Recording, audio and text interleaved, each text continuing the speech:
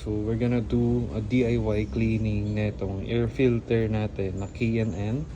So tinanggal lang siya, in-unscrew lang siya. And then ginawa ko, nilagyan ko ng takip temporarily. Kasi baka mamaya pasukin siya dito sa parking habang wala itong air filter na to.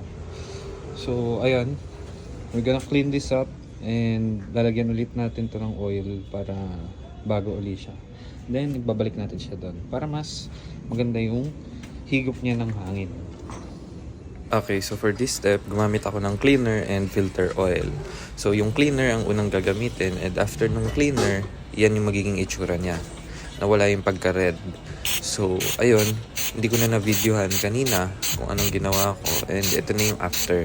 So nilalagyan ko na siya ng filter oil. So as you can see, ayan, kulay pula na siya. Kasi yung filter oil yung nagpakulay red sa filters natin.